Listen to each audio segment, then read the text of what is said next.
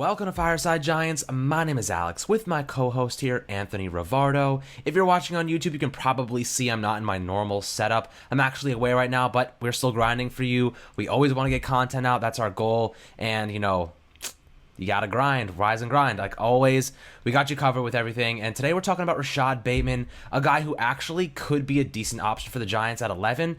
That might be a hot take, but as Anthony and I continue to dive into his film and really look at him as a prospect, he continues to impress us even more and more. He just ran his 40-yard dash. It was 4.39, way faster than people thought. I wouldn't put too much weight into a 40-yard dash anyway. He's so much better than that speed indicates. He's an amazing route runner. He has very good hands. He has so much potential. He could be the best of any of these receivers in the draft. He really has that potential to be that good.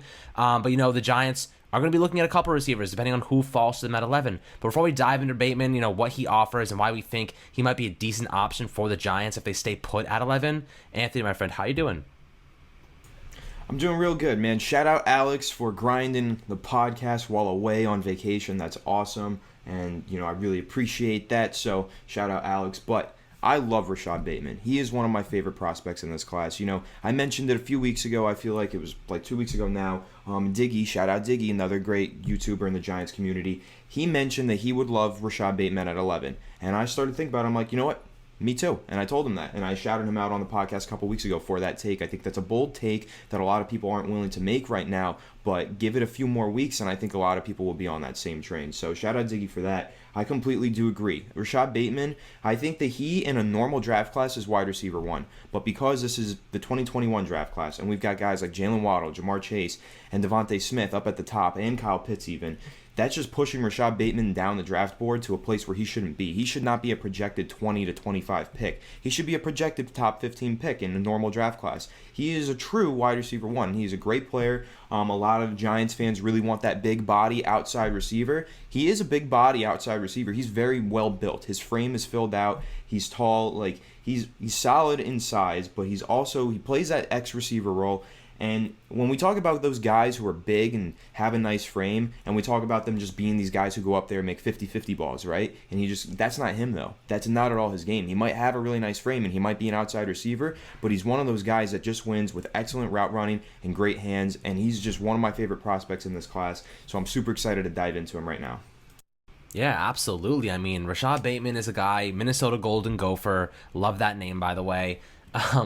He's an interesting prospect because he's slowly climbed up the draft board. He's almost like our Alan McNeil prospect, Anthony. People are starting to recognize that he's extremely talented, and he should be climbing the draft board. Rashad Bateman is a very good wide receiver, and I always say this, but think about, for example, DeAndre Hopkins or Devontae Parker. These guys don't have elite speed. You don't need to have elite speed to be a fantastic receiver in the NFL. You need to be a very good route runner. You need to have reliable hands, and you need to be able to make contested catches. That's the three main things here. Separation is obviously super important, but that goes in hand with good route running, and Anthony knows all about that. So, this is a player who can do those three things. He makes splashy plays. He catches the ball consistently. He doesn't drop very many passes.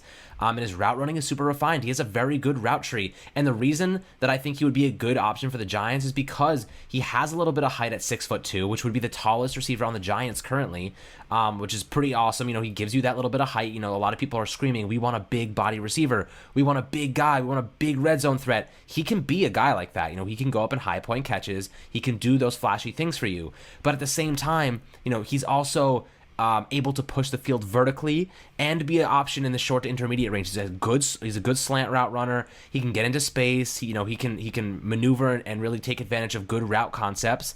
But I'm looking at his 2019 stats because those are the ones that really stand out to me. He finished with 1,219 yards. But the one thing that really stands out, aside from the 11 touchdown catches, he averaged 20.3 yards per reception.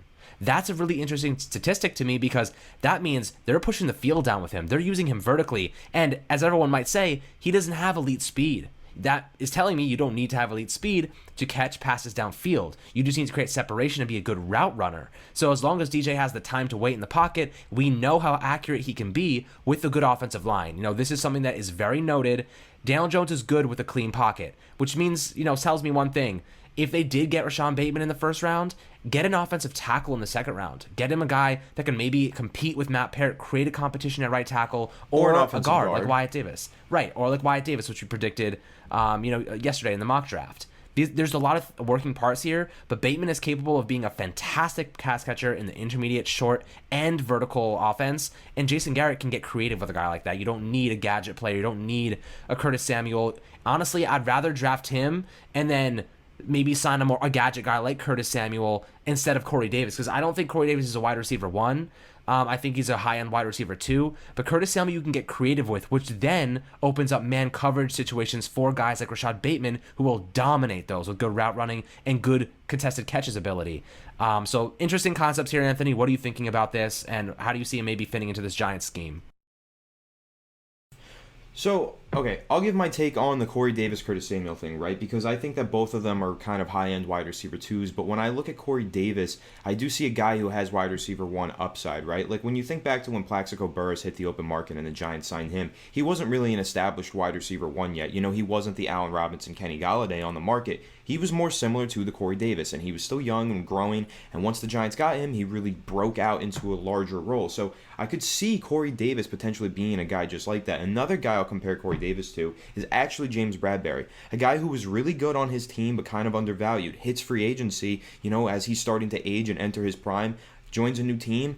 Excellent. Perfect scheme fit, and now he's a breakout, one of the best cornerbacks in the NFL. That's how we think of James Bradberry. So I could see that for Corey Davis, you know, at the wide receiver position. That's possible. Now with Curtis Samuel, I don't think he's going to break out and become a number 1 wide receiver anywhere, but as a gadget player, as a weapon that you can move all over the field, put outside, put in the slot, put in the backfield even, when you pair him with a guy who can be a number 1 wide receiver like Rashad Bateman, I think you're getting the most out of both of those parties, right? And same thing with Corey Davis. Even if he doesn't turn out to be a number 1 wide receiver, but he just continues to be a really solid number 2, well then I think if you were to pair him with Rashad Bateman, you're just making things easier for Rashad Bateman, opening up more one-on-one opportunities and creating a real beastly number 1 wide receiver with Rashad Bateman. So I could see him being a fit with either of those free agent options, and realistically, those are the Giants' 2 free agent wide receiver options, because guys like Kenny Golladay, guys like Allen Robinson, those 2 are going to get franchise tagged. And if they do, either the Giants are going to have to trade for them or start shopping in the second tier, because those guys just aren't going to hit the open market. According to all reports,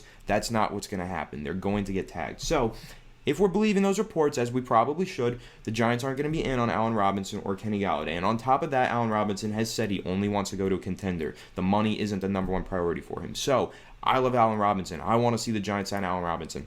They're not going to. And Kenny Golladay, I think that they're going to pursue him, but I don't think they're going to have the chance because we don't have the draft capital to trade for him unless we're willing to give up a second-round pick. But then you talk about, well, what do we do with the offensive line? How do we address some defensive holes in round 2? You know, is it really a wise thing to give up draft capital right now? I'm not sure.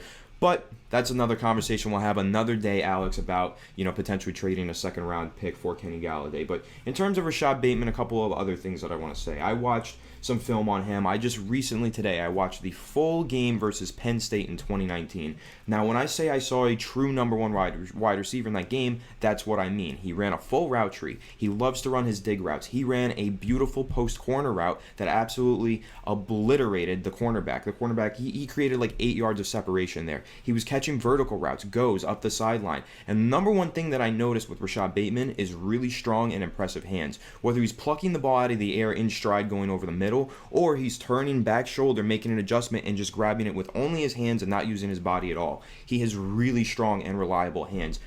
Traits of a number 1 wide receiver. Now, he does have a false step. That's something he can quickly get ironed out with a good wide receiver coach. You know, that might make his releases a little less effective at the next level, but overall, I do like his release package. I saw him run a slant route where he faked the outside release, cut in, created about 5 yards of separation for an easy reception.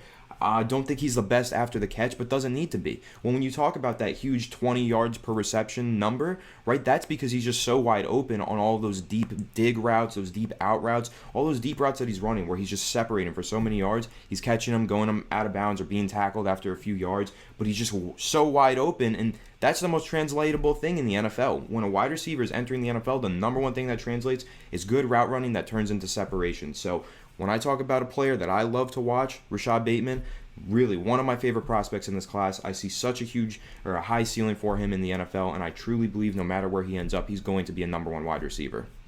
Yeah, and one thing that I think is underrated about him is that you can really fit him into multiple schemes. If you get a guy like Jaylen Waddle, if you get a guy, even DeVonta Smith, you have to build a system around them. You can't just insert them into a scheme and watch them thrive. You have to build design plays. You have to use them in pre-snap motion, use them in very creative ways. But with a guy like Bateman, he's a featured receiver. He is a guy that you can put in to your offense and watch thrive immediately, no matter what role he is in. That is what's so exciting to me. He is a guy that we know will make an impact in year one. Jaylen Waddle, I think, will also make impact in year one, but it might take him. Really, it might not take him, but it might take the coordinators to figure out how to utilize him correctly. It might take them a year or half a season. It might take them a way to figure out how to use DeVonta Smith, who is more suitable as a Z receiver than an X. This is what the differences in the receivers that are going to be available, or hopefully available for the Giants. They have the luxury to pick one of the best guys at the top four. That's a luxury, and if they are able to do that, they have to look like who is going to fit our scheme. But again, you don't base your first round pick off scheme. You base it off best player available. Then you work out the kinks after. You let your coaches figure that out. That is why they are professional coaches. But again, I don't necessarily trust Jason Garrett to figure out how to use a guy like Jaylen Waddle or DeVonta Smith right off the bat. I'm a little worried about that. Rashad Bateman, I think, would go into his scheme and fit perfectly. They could push him down the field in man coverage. He would attract attention. They could sign another guy in free agency, which would give him more man coverage ability. And in matchups, the NFL is a matchup-based league. He can expose those matchups. He can beat wide cornerback ones. He can beat CB2s. That's what's so exciting about him. His separation, his release package is so diverse. He's very, very talented in all facets. He could fit multiple schemes. And the adaptability to make an impact in year one is what makes me so excited about him. But Anthony, what player would you say on the free agent market right now would be the best to pair with him? Would you prefer a Corey Davis or a Curtis Samuel to fit, with Bateman on an offense, that really features him as the wide receiver one? I think this is actually an interesting question. If you're talking about Corey Davis or Curtis Samuel, I'm going to say I think Curtis Samuel, because if you put Curtis Samuel in the slot, Curtis Samuel spent most of his time outside in 2019. 2020, the Carolina Panthers, they signed Robbie Anderson, and they got Joe Brady, a great offensive mind. So they moved him into the slot because Robbie Anderson wanted to play on the outside, which is, good. Put your players where they're comfortable, where they make their best plays. Now, Curtis Samuel had his best season playing from the slot this past year. There's a confounding variable there, right? He had his best season playing a new position, but he was playing that new position because the Panthers got a huge influx of talent at another position, right? So the trickle-down effect. So that's a confounding variable. It's not the fact that he moved into the slot that he was playing better. It's the fact that he was playing with more talented players around him that he started playing better. But of course, he played better in the slot. So give him that. Make him a slot receiver. If the Giants were to sign him, put him in the slot. Keep Sterling Shepard outside, or whichever one is more comfortable in the slot, just swap them. I actually think a great player to pair with Rashad Bateman is Sterling Shepard. I think that's a really solid complementary piece. And I think when you look at Corey Davis, he's kind of similar to Rashad Bateman in a way. So maybe having two Rashad Batemans, I don't know. Maybe he's not the best fit. But, I just think that when you look at Rashad Bateman, he's a guy that in a vertical offense is going to just kill it, because he can run all those vertical routes, not based on his speed, but based on his ability to run 20 yards down the field, stop on a dime, and then come back 5 yards and just create 15-yard receptions play after play while all these other routes are going vertical. That's what I like Rashad Bateman in. And then when you talk about a guy who can go underneath and do all that sneaky stuff, you talk about a guy like Sterling Shepard, and I think that's a really good fit. But then you do need that vertical element, and Curtis Samuel can be that guy. Take his speed, just throw it downfield. Safety starts backing off, one-on-one coverage on the outside. Rashad Bateman, he runs a 20-yard comeback route, easy reception, while Sterling Shepard's running a drag or a whip route to pull the corner, or running a drag or a whip route to pull the corner or linebacker away from that. So that's my opinion. And then, of course, when you talk about Curtis Samuel, you talk about the gadget aspect, right, where you put him in the backfield and he starts making plays after the catch. You throw him screen passes, and Rashad Bateman is just being a diversion on the other side of the field because he is a true number one outside threat, right? So in terms of those two guys, I think that a perfect fit, Curtis Samuel. If you were to sign Curtis Samuel to a reasonable contract, I don't want to overpay him either. I understand that argument. I don't want to overpay him, but if you could sign him to a reasonable contract around $12 million per year, Shepard's getting $10 million per year. That's comparable. That's fair, right? If you were to able to sign that and get Rashad Bateman, I think that you're creating a really good receiving core. Plus, let's not forget about the fact that the wide receiver 4 in that scenario is Darius Slayton, and I still believe that he has wide receiver 2 high-end talent when he's playing at the best of his ability. So then you start going with these 4 wide receiver sets or these 3 wide receiver sets, and you just rotate them in. And you got Darius Slayton being that vertical threat if Curtis Samuel's in the backfield. Just playmakers everywhere. The trickle-down effect. The Kansas City Chiefs idealistic offense, right? Where you just have playmakers all over the place, lining up in different diverse areas. Because even Rashad Bateman, he can line up outside. He can line up in the slot. You talk about versatility. Joe Judge loves versatility. This is an offense, if you were able to pull this off, get Curtis Samuel, get Rashad Bateman, you are creating a really, really solid offense. And then it's just up to the offensive line and the quarterback and the running game to complement that passing attack, or at least that arsenal of weapons. And you're looking at really a potential top 10 offense in the league with that core of 4 wide receivers. I mean, that is really, really impressive. And Rashad Bateman, well, I'll throw one knock on him. He had 19 career drops on 166 targets, right? So, okay, he sometimes drops the ball, but those are concentration drops because he's shown he has the hands. He has like a highlight reel of one-handed catches. He catches the ball away from his body. Sometimes he just has to fix the concentration, but could be bad quarterback play too. Could be terrible throws. Could be that as well. Yeah, could be that as well. But also when you have multiple weapons around you, the drops probably, I think one of the things, right, this is with Evan Ingram. This is a good point with Evan Ingram. He was getting so many targets and he was getting force-fed the ball so often, and I think he had a lot of concentration drops because he felt like he had to do a lot more than he really did, right? So when you have him in an offense with a lot more weapons around him, I'm sure his drops go down, and I'm sure Rashad Bateman's drops go down as well. But I guess if there's one knock you want to throw out there on Rashad Bateman, be a little bit afraid of, he does drop the ball occasionally, but still, I don't see it as a huge issue. It was a concentration thing. And then the route running, the separation, if you're so wide open, you're not going to drop it that often when you're wide open like that. So I don't know. What more can I say, dude? I love him as a prospect. I think that he's a perfect scheme fit. I think he works well on a vertical offense. I think that's where he works best, but he might not be that 50-50 guy, but he's going to get open play after play, and he's going to make the quarterback's job a lot easier throwing into wide open windows. Yeah, and I'm not worried about the drops either, and simply because he has the fundamentals down to catch the football. This is not an Evan Ingram situation where he jumps before he catches, or he like goes like this. He can't catch the ball well and efficiently. He doesn't have the fundamentals down. I just don't think there's something wrong with his method of catching, and I think that really plays a big part in his drop sometimes. But Rashad Bateman is such a smooth catcher when you watch him play, and he makes those big flashy plays. He catches the ball so well, and I think those drops, I'd have to see all of them to really see if it was quarterback play, or maybe it was concentration based, maybe he turned his head too quickly, before getting a flat route catch. You never know. I think that's what it was. I think it was He was catching the ball. He wanted to get running because he's maybe not the fastest when he's got the pads on, so he wants to get it and go. But concentration, that's easily fixable. Exactly. So I'm not putting too much value into that argument against him. But what I will say is this. The Giants, we know the offensive line. We've been talking about this for a couple episodes straight now. The offensive line ranked dead last in pass blocking efficiency last year. Why? There's a big factor here that we really haven't talked about, and that's fair to mention. The lack of playmakers also hurts the offensive line, and vice versa. And the reason is, when you don't have playmakers, it allows defensive coordinators to send more blitzers, right? If you don't have Saquon Barkley, who's commanding attention from a strong safety and outside linebacker or defensive end, someone or a linebacker, let's say a strong safety and a linebacker, similar to what the Giants did this year when they had Logan Ryan and Jabril Peppers both monitoring Kareem Hunt. We saw this against the Browns. We spotted it. This is what other teams will have to do against Saquon. They're going to have a strong safety and a linebacker marking Saquon. When you have Wayne Gallman in, they're not scared of Wayne Gallman. I don't care how well he performed last year. Teams are not scared of what Wayne Gallman's going to produce. They're like, please, feed him the ball. You will score 14 points a game and we will score 30. That is it. When you have better offenses, you don't care how many touches Wayne Gallman's going to get. Saquon Barkley is capable of blowing a game open with a couple touches. That's it.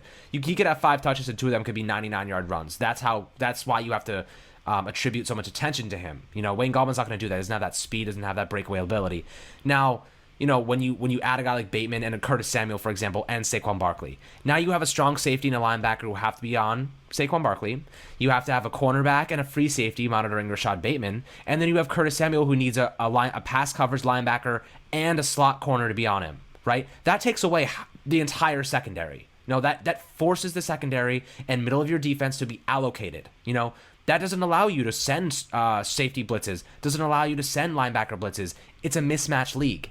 If you're allocating all of that attention toward 2 players 2 defenders per player, which is realistic because that's what teams do, then you can't send those blitzers that you normally would. A lot of defenses played cover 0 and cover 1 against the Giants last year, meaning they played run-stopping defense. They cover 0 is they have pretty much nobody in the secondary. They're pretty much man coverage across the board, and they're sending the house. Cover 1, they have 1 free safety. They're playing the run. They're man coverage across the board. They have an extra blitzer, which is probably a linebacker or a strong safety.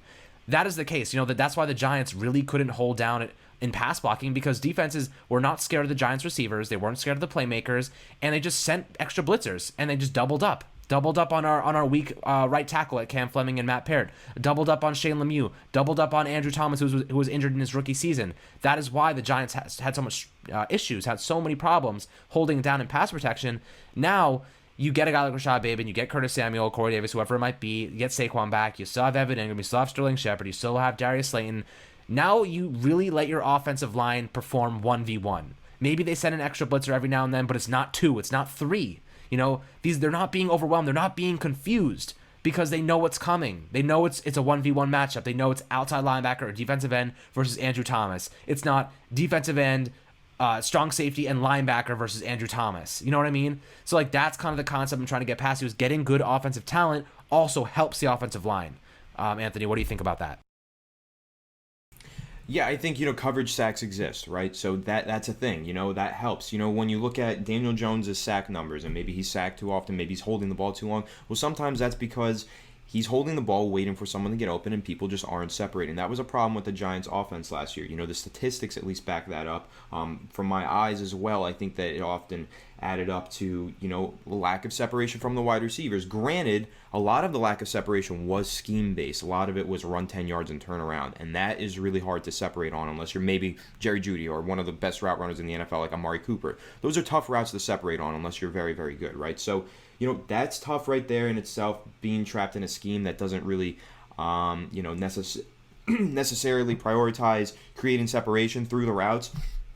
So that could be a problem, and that could be attributing to a lot of the pressures that the offensive line is being attributed with. But one other thing that I want to talk about when we mention Rashad Bateman, right?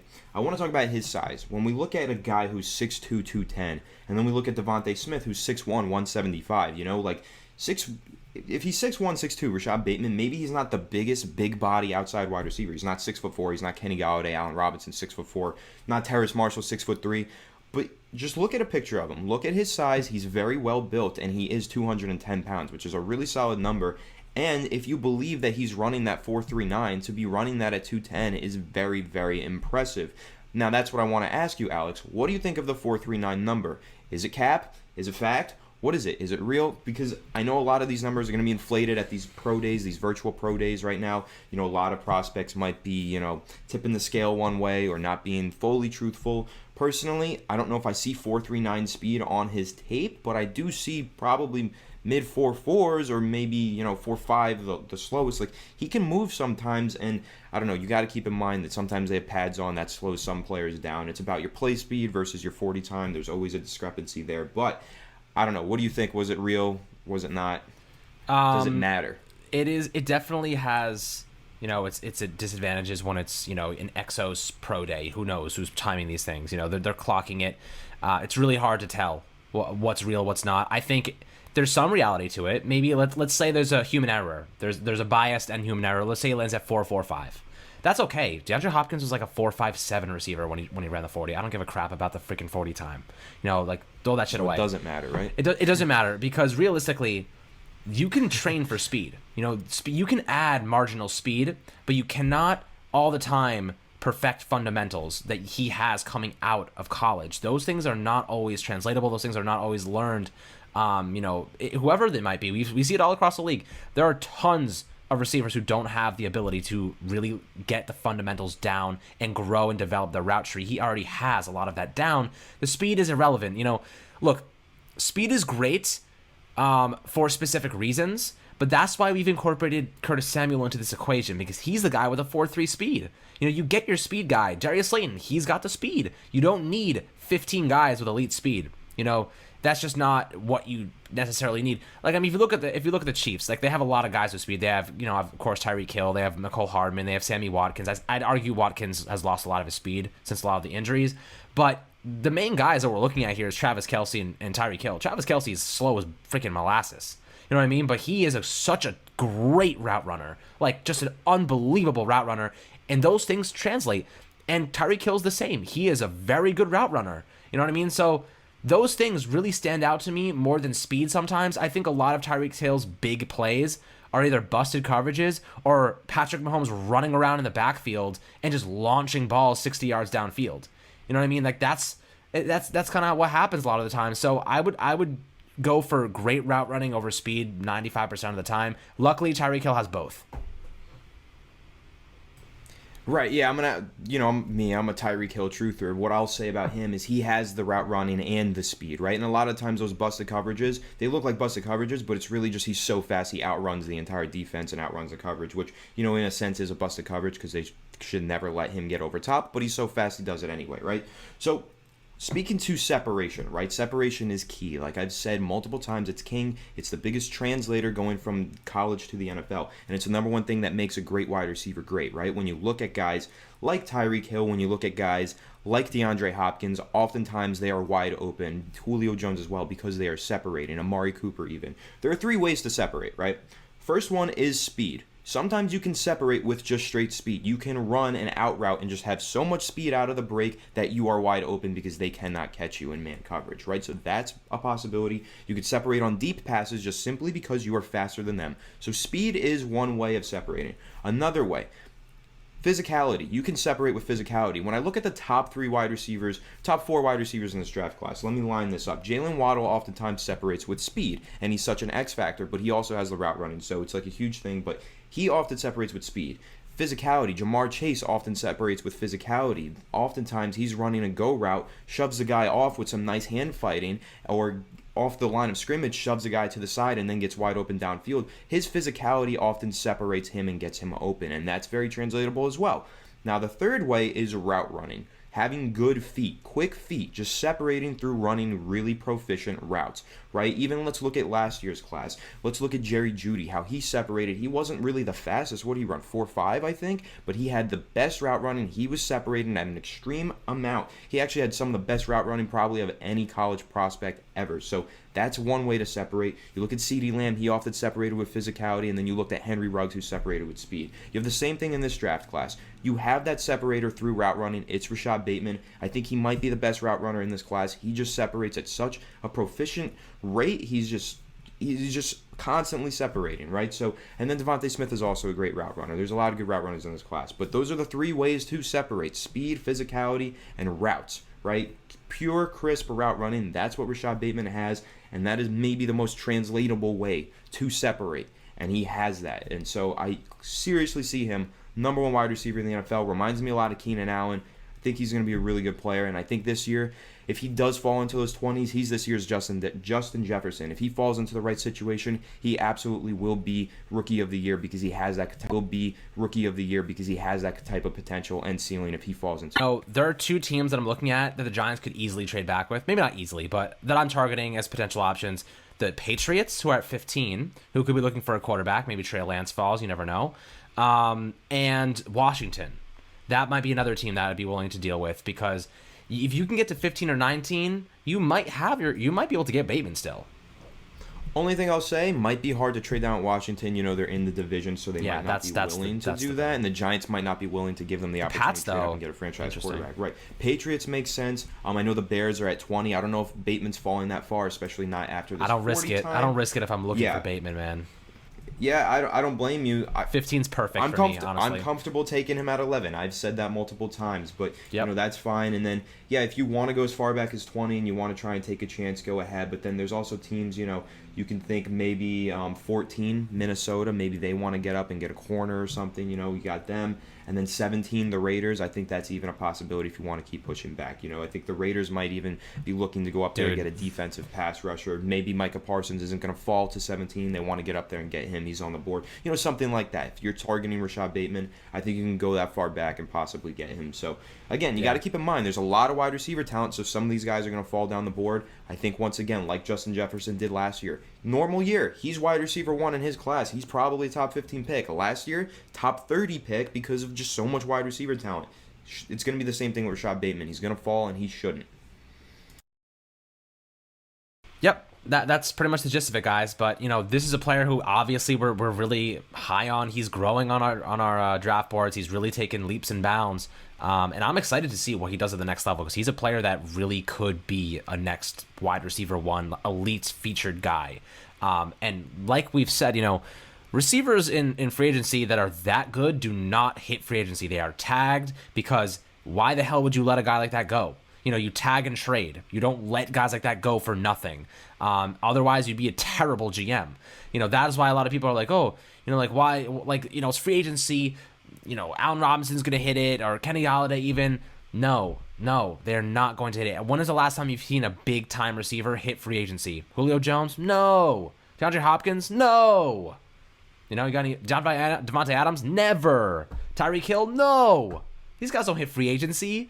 You don't let these guys go. You tag them and trade them so you at least get some good value back. That's what the Lions are going to do with Kenny Golladay, and it's freaking genius. Why would you let a guy like that go for nothing? Pennies on the dollar. Not even pennies. You're giving him away for free. They could easily tag him, and in the worst case, they get a 5th or 6th round pick. You know what I mean? That's better than nothing. You don't let guys go that are that good. They don't hit free agency.